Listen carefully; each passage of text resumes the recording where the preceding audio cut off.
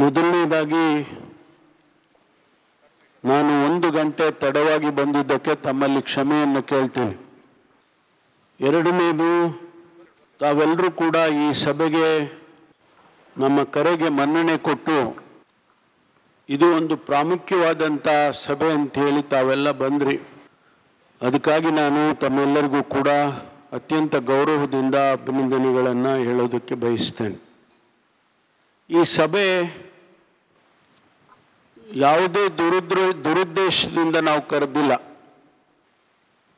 ಅಥವಾ ಈ ಜಿಲ್ಲೆಯನ್ನು ಎಲ್ಲೋ ಒಂದು ಕಡೆ ಒಂದು ಲೇಬಲ್ ಹಚ್ಚಬೇಕು ಅಂತೇನು ನಾವು ಕರೆದಿಲ್ಲ. ಇತಿಹಾಸ ತಾವು ಗಮನಿಸಿದರೆ ಈ ಜಿಲ್ಲೆಯಂಥ ಜಿಲ್ಲೆ ಬಹುಶಃ ಇಡೀ ರಾಜ್ಯದಲ್ಲಿ ಮತ್ತೊಂದಿಲ್ಲ. ನಾವೆಲ್ಲ ಘಟ್ಟದ ಮೇಲಿರೋರು. ನಾವೇನು ಅಂದ್ಕೊಳ್ತೇವೆ ಅಂತ ಹೇಳಿದರೆ, ಪದೇ ಪದೇ ಇದನ್ನು ಹೇಳ್ತೀವಿ ಅಂತ ಬೇಜಾರು ಮಾಡ್ಕೋಬೇಡಿ, ನೀವೆಲ್ಲ ಭಾಳ ಬುದ್ಧಿವಂತರು ಅಂತ ಅಂದ್ಕೊಳ್ತೇವೆ ನಾವು. ಅಲ್ಲಿ ಅಂದ್ಕೊಳ್ತೀವಿ, ಇಲ್ಲಿ ಬಂದಾಗ ನಾವು ಹಂಗೆ ಅಂದ್ಕೊಳ್ಳಲ್ಲ. ಅದು ನಿಜನೂ ಕೂಡ ಹೌದು, ನಾನು ತಮಾಷೆಗೂ ಹೇಳೋದಿಲ್ಲ ಇದನ್ನು.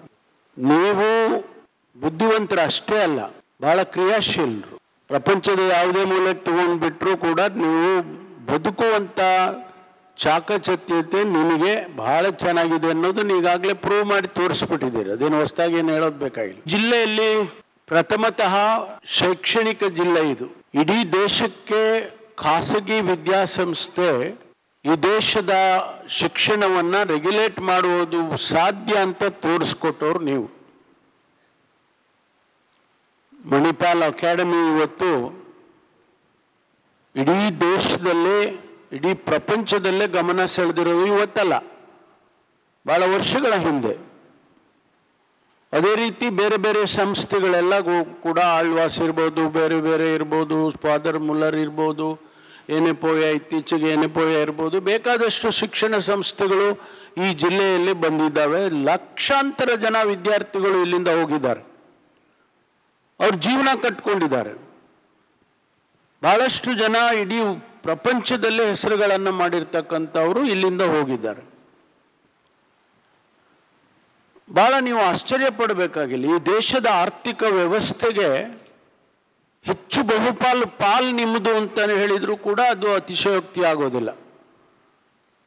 ದಿ ಫಸ್ಟ್ ಬ್ಯಾಂಕಿಂಗ್ ಸಿಸ್ಟಮ್, ಅದು ಸಿಂಡಿಕೇಟ್ ಇರ್ಬೋದು, ಕೆನರಾ ಇರ್ಬೋದು, ಕರ್ನಾಟಕ ಇರ್ಬೋದು, ಕಾರ್ಪೊರೇಷನ್ ಬ್ಯಾಂಕ್ ಇರ್ಬೋದು, ವಿಜಯ ಬ್ಯಾಂಕ್ ಇರ್ಬೋದು, ಇಷ್ಟೆಲ್ಲ ಬ್ಯಾಂಕ್ಗಳನ್ನು ಪ್ರಾರಂಭ ಮಾಡಿ ಈ ದೇಶದ ಆರ್ಥಿಕತೆಗೆ ಕೊಡುಗೆ ಕೊಟ್ಟಂಥ ಯಾವುದಾದ್ರೂ ಜಿಲ್ಲೆ, ಅದಕ್ಕೆ ನಾನು ಹೇಳಿದ್ದು ನಮ್ಮ ಇನ್ನೊಂದು ಜಿಲ್ಲೆ ಇಲ್ಲಪ್ಪ ನಿಮ್ಮದು ಬಿಟ್ಟರೆ ನಮ್ಮ ರಾಜ್ಯದಲ್ಲಿ ಅಂತೇಳಿ ಮಾತನಾಡಿದಂಥ ನಮ್ಮ ಅವ್ರ ಹೆಸರು ಶಾಂತಾರಾಮ್ ಶೆಟ್ಟರು, ಡಾಕ್ಟರ್ ಶಾಂತಾರಾಮ್ ಶೆಟ್ಟರು. ಅವ್ರು ಮಾತಾಡುವಾಗ ಹೇಳಿದರು, ಯಾವ ರೀತಿಯಲ್ಲಿ ಕಾಂಟ್ರಿಬ್ಯೂಷನ್ ಮಾಡಿದೆ ಈ ಜಿಲ್ಲೆ ಅನ್ನೋದನ್ನು ಅವರು ಭಾಳ ಹೆಮ್ಮೆಯಿಂದ ಹೇಳ್ಕೊಂಡ್ರು. ನಾನು ತಾವು ಮಾತಾಡಿದವನು ಪ್ರತಿಯೊಬ್ಬರದ್ದು ಗುರ್ತಾಕೊಂಡಿದ್ದೇನೆ. ನೀವೇನು ನಾಳೆ ಇಲ್ಲ ನಾನು ಹಂಗೆ ಮಾತಾಡಲಿಲ್ಲ ಅಂತ ಹೇಳೋಕ್ಕಾಗೋದೇ ಇಲ್ಲ. ಸುಮಾರು 38 ಜನ ಮಾತನಾಡಿದ್ದೀರಿ. 38 ಜನ ತಮ್ಮ ಅಭಿಪ್ರಾಯಗಳನ್ನು ತಾವು ಕೊಟ್ಟಿದ್ದೀರಿ. ನಾನು ಎಲ್ಲರದ್ದು ಬರ್ಕೊಂಡಿದ್ದೀನಿ, ಯಾರ್ದು ಬಿಟ್ಟಿಲ್ಲ. ಬಹಳಷ್ಟು ಜನ ಒಳ್ಳೆ ಸಲಹೆ ಕೊಟ್ಟಿದ್ದೀರಿ. ಇನ್ನು ಬಹಳಷ್ಟು ಜನ ಒಳ್ಳೆ ಸಲಹೆ ಕೊಟ್ಟಿಲ್ಲ ಅಂತ ಹೇಳೋದಿಲ್ಲ, ಆದರೆ ನಾವು ಗಮನ ಹರಿಸುವಂಥ ಮಾತುಗಳನ್ನು ಆಡಿದ್ದೀರಿ. ಸರ್ಕಾರದ ಜವಾಬ್ದಾರಿಯನ್ನು ಕೂಡ ತಾವು ನಮಗೆ ತಿಳಿಸ್ಕೊಟ್ಟಿದ್ದೀರಿ. ನಾನು ಈ ಬಾರಿ 23ರ ಚುನಾವಣೆಗೆ ಹೋಗುವಾಗ ನಮ್ಮ ಪಕ್ಷ ನನ್ನನ್ನು ಪ್ರಣಾಳಿಕೆ ಬರೆಯೋ ಜವಾಬ್ದಾರಿ ಕೊಟ್ಟರು. ಪ್ರತಿ ಜಿಲ್ಲೆಗೆ ಭೇಟಿ ಕೊಟ್ಟೆ. ನಾನು ಜನಾಭಿಪ್ರಾಯ ತಿಳ್ಕೊಳ್ಳೋಣ, ಏನು ಕೇಳ್ತಾರೆ, ಏನು ಮಾಡ್ಬೋದು, ಯಾವ ರೀತಿ ಪ್ರಣಾಳಿಕೆ ಕೊಡಬೇಕು ಅಂಥೇಳಿ ನಾನು ಹೋದೆ ಎಲ್ಲ ಜಿಲ್ಲೆಗೆ. ಈ ಜಿಲ್ಲೆಗೂ ಬಂದೆ. ನಮ್ಮ ಸಮಿತಿಯವರು ನಾವು 3 ಜನ ಬಂದಿದ್ವಿ. ಬಹಳಷ್ಟು ಜನರನ್ನ ಕರೆದು ಮಾತಾಡಿದ್ವು. ಚೇಂಬರ್ ಆಫ್ ಕಾಮರ್ಸ್ನವ್ರು ಮಾತಾಡ್ದೋ, ಡಾಕ್ಟರ್ಸ್ ಮಾತಾಡ್ದೋ, ಇಂಡಸ್ಟ್ರೀಸ್ ಮಾತಾಡ್ದೋ, ಟೀಚರ್ಸ್ ಮಾತಾಡ್ದೋ, ಲಾಯರ್ಸ್ ಮಾತಾಡ್ದೋ, ಸಿವಿಲ್ ಸೊಸೈಟಿಯಲ್ಲಿ ಭಾಳ ಜನನ ಕರೆದು ಮಾತಾಡೋದು, ಸಂಘ ಸಂಸ್ಥೆಗಳು ಮಾತಾಡೋದು. ಅವರ ಒಟ್ಟಾರೆ ಅಭಿಪ್ರಾಯ ಏನಿತ್ತು ಅಂತ ಹೇಳಿದರೆ, ಈ ಜಿಲ್ಲೆಯಲ್ಲಿ ಮೊದಲು ನೀವು ಮಾಡಬೇಕಾಗಿರೋದು ಕೋಮು ಸೌಹಾರ್ದತೆಯನ್ನು ಕಾಪಾಡುವಂಥ ಕೆಲಸ ನೀವು ಮುಂದೆ ಅಧಿಕಾರಕ್ಕೆ ಬಂದರೆ ಮಾಡಿ ಅಂತ ಹೇಳಿದರು. ನಾವ್ಯಾರೂ ಈ ಜಿಲ್ಲೆಗೆ ಕೋಮು ಸೌಹಾರ್ದತೆ ಇಲ್ಲ ಅಂತ ಹೇಳಿದೆ ಈ ಜಿಲ್ಲೆ ಅಂತ ಹೇಳಿದವರಲ್ಲ. ನಮ್ಮ ಮಕ್ಕಳು ಬೆಂಗಳೂರಿಗೆ ಹೋಗ್ತಾರೆ ಓದೋದಕ್ಕೆ, ಇಲ್ಲಿ ಆ ವಾತಾವರಣ ಇಲ್ಲ. ನಮ್ಮ ಮಕ್ಕಳು ಬೇರೆ ಕಡೆ ಕೆಲಸಕ್ಕೆ ಹೋಗ್ಬೇಕಾಗ್ತದೆ, ಇಲ್ಲಿ ಆ ವಾತಾವರಣ ಇಲ್ಲ. ಈ ಪರಿಸ್ಥಿತಿ ನಮ್ಮ ಜಿಲ್ಲೆಗಿದೆ. ಚೇಂಬರ್ ಆಫ್ ಕಾಮರ್ಸ್ನವ್ರು ಇರ್ಬೋದೇನೋ ಗೊತ್ತಿಲ್ಲ ನನಗೆ, ಒಬ್ಬರು ರೆಪ್ರೆಸೆಂಟೇಟಿವ್ ಇದ್ದರು. ಅವ್ರು ಮಾತಾಡುವಾಗ ಏನೋ ಅವ್ರು ಚೆನ್ನಾಗಿ ಹೇಳಿದರು, ಪಾಪ ಇಂಗ್ಲೀಷಲ್ಲೇ ಮಾತಾಡಿದರು ಚೇಂಬರ್ ಆಫ್ ಕಾಮರ್ಸ್ನವರು. ಅವರು ಅವತ್ತು ಹೇಳಿದಾಗ, ಅವರ ರೆಪ್ರೆಸೆಂಟೇಟಿವ್ ಅವತ್ತು ಹೇಳುವಾಗ ಈ ಮಾತನ್ನು ಹೇಳಿದ್ದನ್ನು ನಾನು ಸ್ಮರಿಸ್ತೇನೆ. ಈ ಮಾತು ಹೇಳಿದರು ಅವರು, ಇಲ್ಲಿ ಕಮ್ಯುನಲ್ ಫೀಲಿಂಗ್ಸು ಬಹಳಷ್ಟಾಗಿದೆ. ಇಂಡಸ್ಟ್ರಿ ಬರಬೇಕು, ನಿಮಗೆ ಇನ್ವೆಸ್ಟರ್ಸ್ ಬರಬೇಕು. ನಾಗರಾಜ್ ಶೆಟ್ರೆ, ನೀವು ಬಿಸ್ನೆಸ್ ಮೆನ್ನು, ಅದು ಯಾಕೋ ನೀವು ಗಡ್ಡ ಬಿಟ್ಕೊಂಡೆಲ್ಲ ಬಿಸ್ನೆಸ್ಸಿಗೆ ಇಳಿದು ಬಿಟ್ರಿ ಈ ನಡುವೆ. ಒಳ್ಳೇದಾ? ಆಗ್ಬೋದು, ನಿಮಗೆ ಒಳ್ಳೇದಾದರೆ ನಮಗೂ ಒಳ್ಳೆಯದೇ. ಬಿಸ್ನೆಸ್ ಇನ್ವೆಸ್ಟರ್ಸ್ ಬರಬೇಕು. ಇಲ್ಲಿಯ ವಾತಾವರಣ ಚೆನ್ನಾಗಿದ್ದು, ನಾನು 10 ರೂಪಾಯಿ ಹಾಕಿದರೆ 20 ರೂಪಾಯಿ ಗಳಿಸ್ತೇನೆ ಅಂತಂದರೆ ಬರ್ತಾನೆ, ಇಲ್ಲದೇ ಇದ್ರೆ ಯಾಕೆ ಬರ್ತಾನೆ? ಆದ್ದರಿಂದ ವಾತಾವರಣ ಇಲ್ಲಿ ಸರಿಯಾಗಬೇಕಲ್ಲ. ಇಬ್ಬರು ಅಧಿಕಾರಿಗಳು ಬದಲಾವಣೆಯನ್ನು ತರೋದಾದರೆ ಭಾಳ ಸುಲಭ. ಅದು ನಾವು ಒಳ್ಳೆ ಇಬ್ಬರು ಆಫೀಸರ್ಸ್ನ ಹಾಕಿದ್ದೀವಿ, ಅವರಿಗೆ ಬಿಟ್ಬಿಡ್ತೀವಿ ಜವಾಬ್ದಾರಿ. ನಾವ್ಯಾರು ಇಂಟರ್ಫಿಯರ್ ಆಗೋದು, ದಿನೇಶ್ ಆಗಲಿ, ನಾನಾಗಲಿ, ಖಾದರ್ ಸಾಹೇಬ್ರಾಗಲಿ, ನಾವ್ಯಾರು ಇಂಟರ್ಫಿಯರ್, ಒಂದು ಫೋನ್ ಕಾಲ್ ಮಾಡೋದಿಲ್ಲ ಅವರಿಗೆ. V will not call them even once. ಅಷ್ಟು ಸುಲಭ ಅಲ್ಲ. ಹರೀಶ್ ಪುಂಜ ಅವರು ಇರ್ಬೋದು, ಡಾಕ್ಟರ್ ಭರತ್ ಶೆಟ್ಟಿ ಇರ್ಬೋದು, ಕಾಮತ್ ಅವರು ಇರ್ಬೋದು, ವೇದವ್ಯಾಸ್ ಕಾಮತ್ತರು. ಭಾಳ ಚೆನ್ನಾಗಿ ಹೇಳಿದಿರಿ, ನೀವು ಸತ್ಯ ಹೇಳಿದ್ದೀರ, 3 ಜನ ಸತ್ಯ ಹೇಳಿದಿರಿ. ಇದು ಸೈದ್ಧಾಂತಿಕವಾದಂಥದ್ದು ವಿಚಾರ ಅನ್ನುವ ಮಾತನ್ನು ತಾವು ಹೇಳಿದಿರಿ. It is a fact, I don't deny it. ಆದರೆ ಹಂಗಂತ ಹೇಳ್ಕೊಂಡು ನಾವು should we live in fear always? Should our children live in fear? Should our community live in fear? ಯಾರಾದರೂ ಆಗಲಿ, ಹಿಂದೂ, ಮುಸಲ್ಮಾನ್, ಕ್ರಿಶ್ಚಿಯನ್, ಜೈನ್, ಯಾರಾದರೂ ಇರಲಿ, ಎಂಥ ವಾತಾವರಣ ಇತ್ರಿ. ಜನ ಬಂದು ಮಂಗಳೂರು, ನಾನು ಚಿಕ್ಕನ್ನಲ್ಲಿರುವಾಗ ಮಂಗಳೂರು ಬೀಚಿಗೆ ಬಂದು ನೋಡೋಕೆ ಬರ್ತಾ ಇದ್ವಿ ನಾವು. ನನಗಿನ್ನೂ ಜ್ಞಾಪಕ ಇದೆ, ನಾನು ನೆಹರು ಮೈದಾನದಲ್ಲಿ, ನಾನು ಅಥ್ಲೆಟು, ನಾನು ನೆಹರು ಮೈದಾನದಲ್ಲಿ ಇಂಟರ್ ಯೂನಿವರ್ಸಿಟಿಯ ಚಾಂಪಿಯನ್ಶಿಪ್ಪಿಗೆ ಬಂದಿದ್ದೆ. ನಾನು ಮಣಿಪಾಲ್ನಲ್ಲಿ ಫುಟ್ಬಾಲ್ ಆಡ್ತಾ ಇದ್ದೆ ಬಂದು ನಾನು, because I was playing south ಝೋನಿಗೆ ಫುಟ್ಬಾಲ್ ಆಡ್ತಿದ್ದೆ. ಅವತ್ತು ಯಾರು ಕೂಡ ಯಾರು ನೀನು ಹಿಂದೂ, ಮುಸಲ್ಮಾನು, ನೀನು ಜೈನು, ನೀನು ಇವನು, ನೀನು ಅವನು ಅಂತ ಹೇಳಿದ್ದನ್ನು ನಾನು ಕೇಳೇ ಇಲ್ಲಪ್ಪ. ಇತ್ತೀಚೆಗೆ ಈ ವಾತಾವರಣ ಸೃಷ್ಟಿಯಾಗ್ತಾ ಇದೆ ಅಂತ ಹೇಳಿದ್ರೆ, is it not man made? Is it not our own making? ಅದಕ್ಕೆ ನಾವು ಈಗ ಸರ್ಕಾರಗಳಾಗಲಿ, ಜನಪ್ರತಿನಿಧಿಗಳಾಗಲಿ ಆತಂಕ ಪಡಬೇಕಾಗಿರೋದು ಏನಪ್ಪ ಅಂತ ಹೇಳಿದ್ರೆ, let us correct it, let us come back to normalcy. ಹಿಂದಿನ ದಕ್ಷಿಣ ಕನ್ನಡ ಜಿಲ್ಲೆಯನ್ನು ಸ್ಮರಿಸ್ಕೊಳ್ಳಿ, ನೀವು ಇತಿಹಾಸ ಸ್ಮರಿಸ್ಕೊಳ್ರಿ, ಇತಿಹಾಸ ಸ್ಮರಿಸ್ಕೊಳ್ಳಿ. ಹೌದು, ಇವತ್ತು ಆಧುನಿಕ ಜಗತ್ತಿನಲ್ಲಿ ಹೆಚ್ಚಿನ ಅಂಶ ನಮ್ಮ ರಾಜ್ಯದ ಆರ್ಥಿಕ ವ್ಯವಸ್ಥೆಗೆ ಕಾಂಟ್ರಿಬ್ಯೂಷನ್ ಇರೋದು ಬೆಂಗಳೂರು ಬಿಟ್ಟರೆ ನಿಮ್ಮದೇ. GST ಕಾಂಟ್ರಿಬ್ಯೂಷನ್ 6% ಇದೆ ದಕ್ಷಿಣ ಕನ್ನಡ ಜಿಲ್ಲೆದು. ಇವತ್ತು ನಾವು ಅದನ್ನು ಬೆಳೆಸಬಾರ್ದ? ನಮ್ಮ ಮಕ್ಕಳು ಶಾಂತಿಯಿಂದ ಇರಬಾರ್ದ ಇಲ್ಲಿ? ಅದಕ್ಕಾಗಿ ಇವತ್ತು ನಾವು ಈ ಸಭೆಗಳನ್ನು ಮಾಡಿದ್ದು. ಯಾಕೆಂದರೆ ನಮ್ಮ 2-3 ಘಟನೆ ಆದದ, ಇಡೀ ರಾಜ್ಯ ಅಲ್ಲ, ಇಡೀ ದೇಶ ಗಮನ ಹರಿಸ್ತು. ತಾವು ಗಮನ ಹರಿಸಿದಿರಿ ಅನ್ಕೊಳ್ತೀನಿ ನಾನು. ನಮ್ಮ ಚಾನೆಲ್ನವರು, ನ್ಯಾಷನಲ್ ಟೆಲಿವಿಷನ್ನವರು ಏನನ್ನು ತೋರಿಸಿದ್ರು? ದಕ್ಷಿಣ ಕನ್ನಡ ಜಿಲ್ಲೆಯನ್ನು ಕರಾವಳಿ ಪ್ರದೇಶವನ್ನು ಬೇರೆ ರೂಪನೇ ಕೊಟ್ಬಿಟ್ರು ಅವರು. ಅದು ಆಗಬೇಕಾ? ಕಂಟಿನ್ಯೂ ಆಗಬೇಕಾ? ನಾವು ಆ ಸಂದರ್ಭದಲ್ಲಿ ನಾನು ಮತ್ತು ದಿನೇಶ್ ಗುಂಡೂರಾಯರು ನಾವಿಲ್ಲಿ ಬಂದಾಗ, ಹೌದಪ್ಪ ಏನಾದರೂ ಕ್ಷಮೆ ಇರಲಿ, ನಾವು ಜನಪ್ರತಿನಿಧಿಗಳನ್ನು ಯಾಕೆ ನಾವು ಮಾತಾಡೋಕ್ಕೆ ಹೋಗಲಿಲ್ಲ ಅಂದರೆ ಆ ಸಂದರ್ಭದಲ್ಲಿ ಬೇರೆ ಬೇರೆ ವಾತಾವರಣ ಇತ್ತು ಅಂತ ಮಾತಾಡೋದಕ್ಕೂ ಹೋಗಲಿಲ್ಲ. ಅಷ್ಟೇ ಬಿಟ್ಟರೆ ಖಂಡಿತವಾಗಿ ನಿಮ್ಮನ್ನೆಲ್ಲ ವಿಶ್ವಾಸಕ್ಕೆ ತಗೊಂಡೇ ನಾವೇನಾದರೂ ಕೆಲಸ ಮಾಡ್ತೀವಿ. ಬಿಟ್ಟರೆ ನಾವು ಒನ್ ಸೈಡೆಡ್ ಮಾಡೋದಿಲ್ಲ. ನಿಮ್ಮ ಸಭೆಯನ್ನು ಪ್ರತ್ಯೇಕವಾಗಿ ಕರಿತೀವಿ. ಆ ಸಂದರ್ಭ ಬರೋದು ಬೇಡ ಅಂತ ಹೇಳಿ ನಾನು ಅಂದ್ಕೊಳ್ತೀನಿ. ಯಾಕೆಂದರೆ ಇಲ್ಲಿ ಅವತ್ತು ನಾವು ಮಾತಾಡಿದ್ದು, ಹೌದಪ್ಪ ಒಂದು ಶಾಂತಿ ಸಭೆ ಕರೆಯೋಣ. ನಾನು ಹೇಳಿದೆ ಎಲ್ಲರನ್ನೂ ಕರೀರಿ, ಯಾರನ್ನು ಹೊರತುಪಡಿಸಿ ನಾವು ಸಭೆ ಮಾಡೋದಲ್ಲ ಇದು.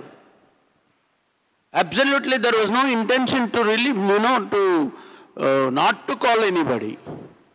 MP ಅವರು, ಹಿಂದಿನ MP ಅವರು ಅಥವಾ ಹಿಂದಿನ ಸಚಿವರುಗಳು ಎಲ್ಲರನ್ನೂ ಕರೆಯೋಣ, ನಮಗೇನಿಲ್ಲ. ಸ್ವಾಮೀಜಿಗಳು, ನಾನು ಅದೇ ಹೇಳ್ತಾ ಇದ್ದೆ, ನೋಡಿ ಯಾರೋ ಸ್ವಾಮೀಜಿಗಳು ಬಂದಿಲ್ಲಲ್ಲ ಅಂದ್ಕೊಂಡು ಅವ್ರನ್ನ ಕರೆದಿದ್ದೇವೆ ನಾವು.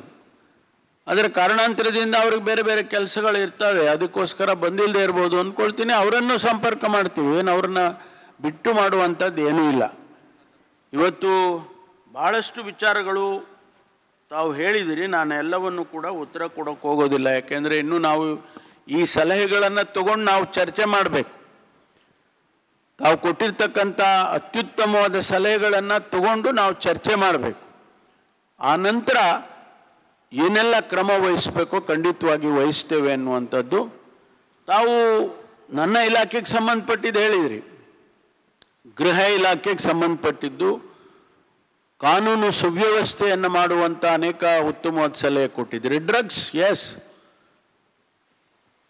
Honourable chief minister has declared war against drugs on the floor of the house. Harish, ತಾವು ಗಮನಿಸಿದ್ದೀರಿ ಅಂತೀನಿ. ಕಾಮತ್ರೆ ಡಾಕ್ಟ್ರು, ನೀವು ಗಮನಿಸಿ. Yes, we have declared a war against drugs in Karnataka. ನಮಗೆ ಇನ್ನೊಂದು ಉಡ್ತಾ ಪಂಜಾಬ್ ಆಗೋಕ್ಕೆ ಬಿಡೋದಿಲ್ಲ ನಾನು. ಏನೇ ಕಷ್ಟ ಆಗಲಿ, ಏನೇ ಚಾಲೆಂಜಸ್ ಬರಲಿ, we will go against the drugs. ನಾನು ಬಂದ ತಕ್ಷಣ ನಮ್ಮ ಕಮಿಷನರ್ಗೆ ನಾನು ಕೇಳಿದೆ, what is the status of the drugs. ಕಳೆದ 1 ವರ್ಷದಿಂದ 2,500 ಕೇಸಸ್ ರಿಜಿಸ್ಟರ್ ಆಗಿದೆ. ಇಲ್ಲಿ ಸುಮಾರು 450-500 kg ಗಾಂಜಾ ಸೀಸ್ ಮಾಡಿದ್ದಾರೆ. ಯಾರು ಮಾಡೋದು? ನಮ್ಮವರೇ ಮಾಡೋದಲ್ಲ. ನಾನು ಎಷ್ಟು ಕಟ್ಟುನಿಟ್ಟಾಗಿ ಹೇಳಿದ್ದೇನೆ ಅಂದರೆ, ಅವರು ಯಾರು ನಮ್ಮಲ್ಲಿ, ನಾನು ಪಬ್ಲಿಕಲ್ಲಿ ಹೇಳೋಕ್ಕೆ ಹೋಗೋದಿಲ್ಲ ಅದನ್ನೆಲ್ಲ. ಅಷ್ಟು ಕಟ್ಟಿಟ್ಟಾಗಿ ನಾನು ಹೇಳಿದ್ದೇನೆ ಕಮಿಷನರ್ಗಾಗಲಿ, SP-ಗಾಗಲಿ, ದಿ ಎಂಟೈರ್ ಪೊಲೀಸ್ ಫೋರ್ಸ್. ಅದನ್ನು ನಾವು ಮಾಡೇತಿರ್ತೀವಿ, ಖಂಡಿತವಾಗಿ ಮಾಡೇತಿರ್ತೀವಿ. ಇಟ್ ಹ್ಯಾಸ್ ಕಮ್ ಡೌನ್, ಭಾಳಷ್ಟು ಕಡಿಮೆ ಆಗಿದೆ ರಾಜ್ಯದಲ್ಲಿ. ಹಿಂದೆ I must congratulate the previous commissioner. ಇಲ್ಲಿ ಅವರು ಸುಮಾರು 80 ಕೋಟಿ ರೂಪಾಯಿದಲ್ಲ, 80 crores ವರ್ತ್ ಡ್ರಗ್ಸನ್ನು ನಿಮ್ಮ ಇಲ್ಲಿಂದ ಹೋಗಿ ಬೆಂಗಳೂರಿನಲ್ಲಿ ಹಿಡ್ಕೊಂಡು ಬಂದರು. ಒಳ್ಳೊಳ್ಳೆ ಕೆಲಸಗಳನ್ನು ನಮ್ಮ ಇಲಾಖೆಯಲ್ಲಿ ಮಾಡಿದ್ದಾರೆ, ಅಧಿಕಾರಿಗಳು ಮಾಡಿದ್ದಾರೆ. ಅದರಲ್ಲಿ ಕೆಲವರು ಯಾರೋ ಬ್ಲ್ಯಾಕ್ ಶಿಪ್ಸ್ ಅಲ್ಲೊಬ್ಬರು ಇಲ್ಲೊಬ್ಬರು ಇರ್ತಾರೆ, ಇಲ್ಲ ಅಂತ ಹೇಳೋದಿಲ್ಲ. ಅವರನ್ನು ನಾವು ಶಿಸ್ತಿನ ಕ್ರಮ ತಗೊಳ್ಳೋದು ಮತ್ತು ಅವರಿಗೆ ಏನು ಬೇಕೋ ಕಾನೂನು ಪ್ರಕಾರ ಮಾಡೋದನ್ನು ಖಂಡಿತವಾಗಿ ಮಾಡ್ತೇವೆ.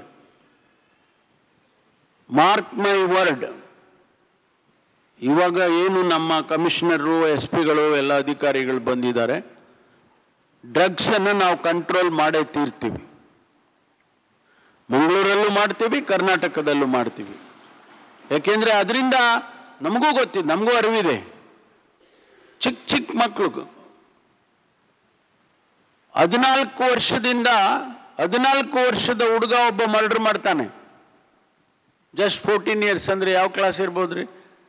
5 ಕ್ಲಾಸಾ 6 ಕ್ಲಾಸಾ? 8 ಕ್ಲಾಸ್. 8ನೇ ಕ್ಲಾಸ್ ಹುಡುಗ ಮರ್ಡರ್ ಮಾಡ್ತಾನೆ. ಜಸ್ಟ್ ಇಮ್ಯಾಜಿನ್ ಯಾವ ಸ್ಥಿತಿಗೆ ನಾವು ತಲುಪಿದ್ದೀವಿ, ಸಮಾಜ ತಲುಪಿದೆ ಅಂತೇಳಿ ನೀವು ಹೇಳಿದ್ದು. ಶಾಲೆಗಳಲ್ಲಿ ನೀವು ಯಾವ ರೀತಿ ನಾವು ಕಲಿಸ್ಬೇಕು ಅನ್ನೋದ್ರಿಂದ ಹಿಡಿದು ಅವರು ದೊಡ್ಡವರಾಗೋವರೆಗೂ ಕೂಡ ಅವ್ರನ್ನ ರೆಗ್ಯುಲೇಟ್ ಮಾಡುವಂಥ ಜವಾಬ್ದಾರಿ ತಂದೆ ತಾಯಿಗಳಿಗಿದೆ, ಸಮಾಜಕ್ಕೂ ಇದೆ. ಆ ಪರಿಸ್ಥಿತಿಯನ್ನು ನಾವು ಎದುರಿಸ್ತಾ ಇದ್ದೇವೆ. ಅದಕ್ಕಾಗಿ ತಮ್ಮೆಲ್ಲರ ಸಹಕಾರ ಭಾಳ ಮುಖ್ಯ ನಮಗೆ. ಬರೀ ನಾವೇ ಮಾಡ್ತೀವಿ ಅಂತ ನಾನು ಎಲ್ಲೂ ಹೇಳೋಕ್ಕೆ ಹೋಗೋದಿಲ್ಲ. ಅದರಿಂದ ಭಾಳ ಸಾಂಸ್ಕೃತಿಕವಾಗಿ ಒಂದು ಐಶ್ವರ್ಯವಂತ ಜಿಲ್ಲೆ ಅಂತ ಹೇಳಿದರೆ ಈ ಜಿಲ್ಲೆ. ಅದು ಈ ರೀತಿ ಆಗುತ್ತೆ ಅಂತ ಹೇಳಿದರೆ ತಾವೇ ಯೋಚನೆ ಮಾಡಿ. ನಾವು ಹೊರಗಿಂದ ಬಂದು ನಾವು ಹೇಳೋದಲ್ಲ ನಿಮಗೆ, ತಾವು ಯೋಚನೆ ಮಾಡಿ. ನಾನು ಎಲ್ಲ ಶಿಕ್ಷಣ ಸಂಸ್ಥೆಗಳಿಗೆ ನಮ್ಮ ಮಾಧ್ಯಮ ಸ್ನೇಹಿತರ ಮೂಲಕನೂ ಹೇಳ್ತೀನಿ, ನಾನು ಕೂಡ ವೈಯಕ್ತಿಕವಾಗಿ ಎಲ್ಲ ಶಿಕ್ಷಣ ಸಂಸ್ಥೆಗಳಿಗೂ ಕೂಡ ಪತ್ರ ಬರೀತೇನೆ. ನಿಮ್ಮ ಶಾಲೆಗಳಲ್ಲಿ ಈಗಾಗಲೇ ನಾನು ಸೂಚನೆ ಕೊಟ್ಟಿದ್ದೇನೆ, ಆ್ಯಂಟಿ ಡ್ರಗ್ಸ್ ಕಮಿಟಿ ಮಾಡಬೇಕು ಅಂತೇಳಿ ನಾನು ಈಗಾಗಲೇ ಇಡೀ ರಾಜ್ಯದಲ್ಲಿ ಸೂಚನೆ ಕೊಟ್ಟಿದ್ದೀನಿ. ಇಲ್ಲೂ ಕೂಡ ನಾನು ಕಮಿಷನರ್ಗೆ SP ಅವರಿಗೆ ಹೇಳಿದ್ದೇನೆ ಈಗಾಗಲೇ. ಎಲ್ಲ ಶಾಲೆ ವೆರಿಫೈ ಮಾಡಿ ಆ ಡ್ರಗ್ಸ್ ಕಮಿಟಿ, ಆ್ಯಂಟಿ ರ್ಯಾಗಿಂಗ್ ಕಮಿಟಿ ಅಂತ ಹಿಂದೆ ಮಾಡಿದ್ದು, ಅದೇ ಪ್ರಕಾರ ಆ್ಯಂಟಿ ಡ್ರಗ್ಸ್ ಕಮಿಟಿ ಅಂತ ಒಂದು ಮಾಡಬೇಕು. And they will be held responsible. ಆ ಶಾಲೆ ಮಕ್ಕಳು ಯಾರಾದರೂ ಡ್ರಗ್ಸಿಗೆ ಅವರು ತೊಡಗಿದರೆ ಆ ಶಾಲಾ ಮುಖ್ಯಸ್ಥರನ್ನು ಕೂಡ ನಾವು ಜವಾಬ್ದಾರಿ ಮಾಡ್ತಕ್ಕಂಥ ಕೆಲಸವನ್ನು ಕೂಡ ಮಾಡ್ತೇವೆ. ಇನ್ನು ಬೇರೆ ಪಬ್ಲಿಕಲ್ಲಿ, ಜನರಲ್ ಪಬ್ಲಿಕಲ್ಲಿ ಮಾಡೋರನ್ನ ಅವರು ಪೊಲೀಸ್ನವರು ಅವ್ರನ್ನ ಹಿಡಿತಾರೆ, ಅವ್ರ ಮೇಲೆ ಕೇಸ್ ಹಾಕ್ತಾರೆ, ಅದು ಬೇರೆ ವಿಚಾರ.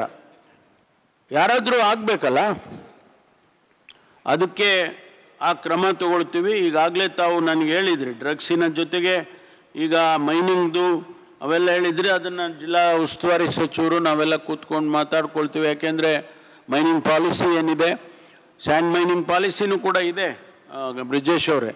ಆದರೆ ಇಲ್ಲಿ ಇಂಪ್ಲಿಮೆಂಟ್ ಮಾಡುವಾಗ ವ್ಯತ್ಯಾಸ ಆಗಿರ್ಬೋದು, ನಾನು ಒಪ್ತೇನೆ ಅದು.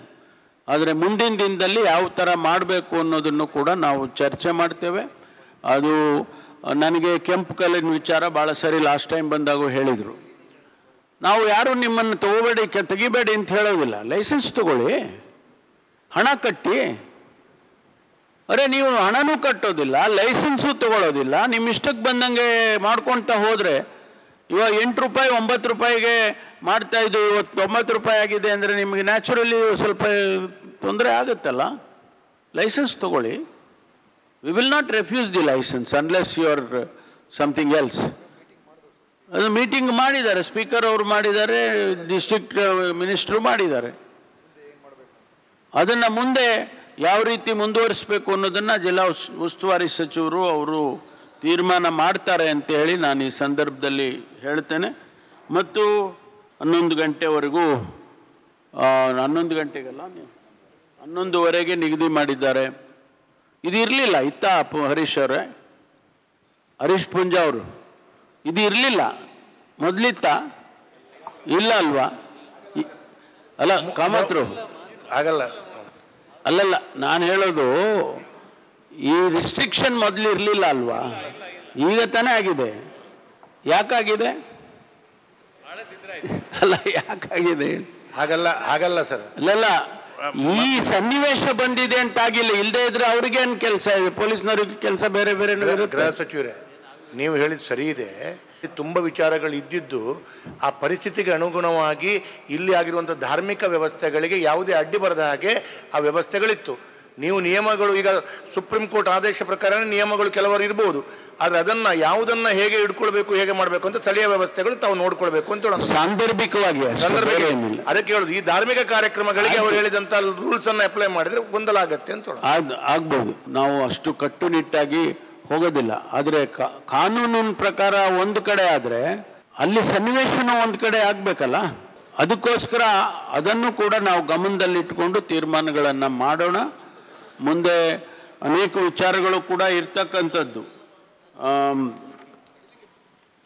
ಭಾಳ ಸಲಹೆಗಳನ್ನು ಅಶೋಕ್ ರಾಯ್ ಕೊಟ್ಟಿದ್ದೀರಿ, ನೀವು ಹೇಳಿದಿರಿ, ನೀವು ಅದ ಮಾತು ಹೇಳಿದ್ರಿ. ಕೆಂಪು ಕಲ್ಲದು ಸರ್, ಕೆಂಪು ಕಲ್ಲದು ಹೇಳ್ದೆ ಅಲ್ಲ, ತೀರ್ಮಾನ ಮಾಡ್ತಾರ. ಒಮ್ಮೆಲೆ ಟೈಟ್ ಮಾಡೋದಕ್ಕೆ ತುಂಬಾ ಜನರಿಗೆ ಕೆಲಸ ಇಲ್ಲ ಸರ್. ಇಲ್ಲಿಗಾಲಿಟಿ ಇಲ್ಲ, ನಮ್ಗೇನು ಪ್ರಾಬ್ಲಮ್ ಇಲ್ಲಪ್ಪ. ಹಣ ಕಟ್ಟಿ ಲೈಸೆನ್ಸ್ ತಗೊಳ್ಳಿ ಅಶೋಕ್, ಏನೇನು ತೊಂದರೆ ಇಲ್ಲ.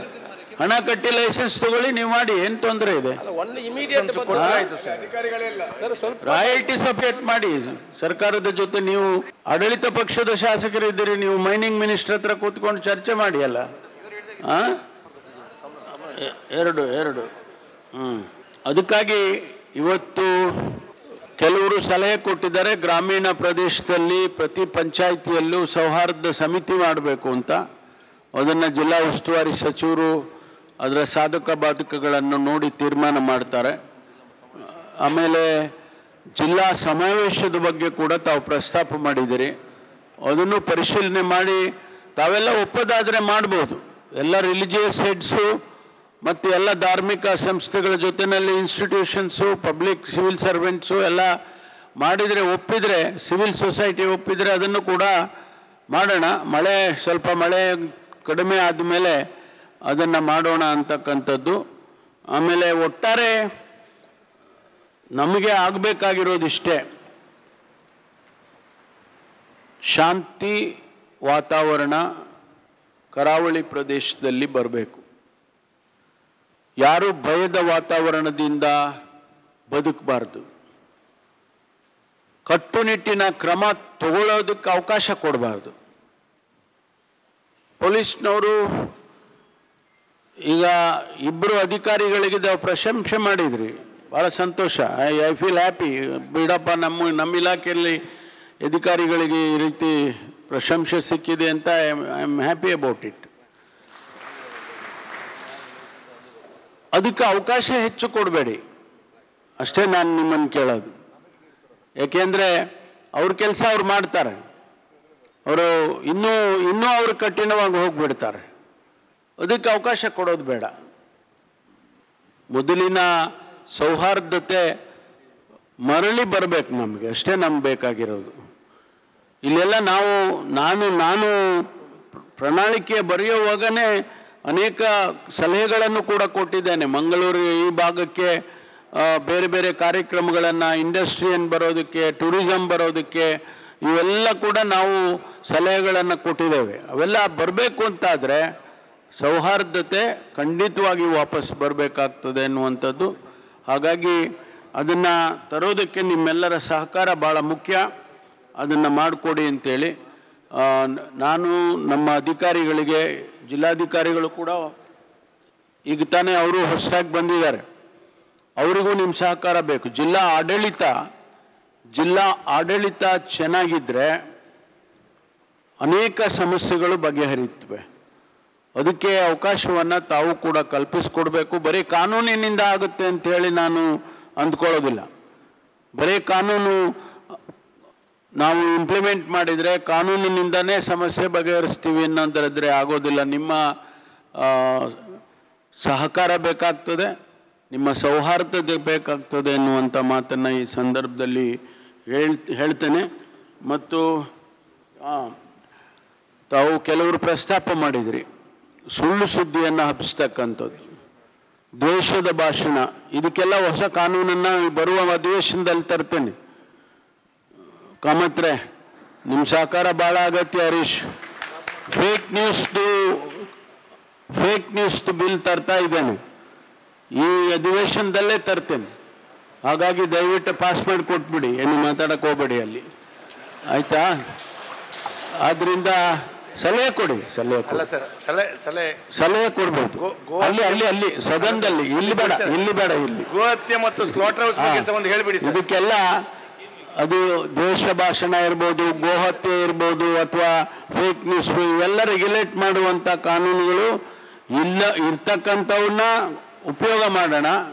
ಇಲ್ಲ ಅಂತೇಳಿ ಇದ್ದರೆ ಅದನ್ನು ಹೊಸದಾಗಿ ಕಾನೂನು ಅಗತ್ಯತೆ ಇದ್ದರೆ ಅದನ್ನು ತರೋಣ, ಏನು ತೊಂದರೆ ಇಲ್ಲ. ಏಕೆಂದರೆ ಅನ್ನೋದು ಕೆಲವರು ಬೇರೆ ಬೇರೆ ಅಭಿಪ್ರಾಯ ಇರುತ್ತೆ, ಅದನ್ನು ನಾನು ಹೇಳಕ್ಕೆ ಹೋಗೋದಿಲ್ಲ. ಈಗ ದ್ವೇಷ ಭಾಷಣದಿಂದನೇ ಏನೂ ಆಗೋದಿಲ್ಲ ಅನ್ನೋದು ಅಭಿಪ್ರಾಯ, ಅಥವಾ ಆಗುತ್ತೆ ಅನ್ನೋ ಅಭಿಪ್ರಾಯ, ಇವೆಲ್ಲ ಬೇರೆ ಬೇರೆ ರೀತಿಯಲ್ಲಿ ಇದೆ. ಅದಕ್ಕೋಸ್ಕರ ಅವುಗಳ ಬಗ್ಗೆ ಚರ್ಚೆ ಈಗ ಸದ್ಯಕ್ಕೆ ಬೇಡ. ಅವೆಲ್ಲ ಕಾನೂನನ್ನು ಹೊಸದಾಗಿ ತರ್ತೇವೆ. ಮತ್ತು ಮತ್ತೊಂದು ಬಾರಿ ತಾವೆಲ್ಲ ಇಷ್ಟುವರೆಗೆ ನನಗೆ ಆಶ್ಚರ್ಯನೂ ಆಗ್ತಾ ಇದೆ, ಜೊತೆಗೆ ಸಂತೋಷನೂ ಆಗ್ತಾ ಇದೆ. ಯಾಕೆಂದರೆ ಇಂಥ ಒಳ್ಳೆ ಜನ ಏನಪ್ಪ ನೀವು ಹೇಗೆ ಹಿಂಗಾದ್ರೆ ಹೆಂಗೆ ಅಂತ ಅನ್ಸುತ್ತೆ ಒಂದೊಂದ್ಸರಿ. ಏನಾಗಿಲ್ಲ ಸರ್. ಇಲ್ಲಿ ಮಂತ್ರಿಗಳೇ ನೀವು ಹಾಗೆ ಹೇಳಿದ್ರೆ ಇಲ್ಲಿದ್ದವರೇ ಮಾಡಿದ್ರು ಅಂತೇಳಿ ಆಗತ್ತೆ. ಹಾಗೆ ಇಲ್ಲ ಹಂಗೆ ಹೇಳೋದಿಲ್ಲ. ನಿಮ್ಮ ಮೇಲೆ ಯಾವತ್ತು ನಾನು ಅಕ್ಯೂಸ್ ಮಾಡೋದಿಲ್ಲ ಕಾಮತ್ರೆ, ಡೋಂಟ್ ವರಿ. ಇಲ್ಲಿ ಸಣ್ಣ ಇವತ್ತು ಸರ್ ಇಲ್ಲಿ ಬಂದವರಲ್ಲಿ ಖಾಲಿ ಜನಪ್ರತಿನಿಧಿಗಳ ಹೆಸರು ಮತ್ತು ದಸ್ಕತ್ ತಗೊಂಡ್ರು.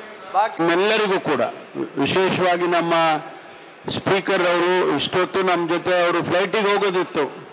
ನಾವು ಹೇಳಿದ್ವಿ ಇಲ್ಲ ನೀವು ಸ್ವಲ್ಪ ನೆಕ್ಸ್ಟ್ ಫ್ಲೈಟಿಗೆ ಹೋಗ್ಬೋದು ಪರವಾಗಿಲ್ಲ ಅಂತ ಹೇಳಿದ ಮೇಲೆ ಅವರು ಕೂತಿದ್ದಾರೆ. ಜಿಲ್ಲಾ ಉಸ್ತುವಾರಿ ಸಚಿವರು, MP ಅವರು ಮತ್ತು ತಾವೆಲ್ಲರೂ ಕೂಡ ಇಷ್ಟುವರೆಗೆ. ಸುದ್ದಿ ಚಾನಲ್, ಕ್ಷಣ ಕ್ಷಣದ ಸುದ್ದಿಗಾಗಿ.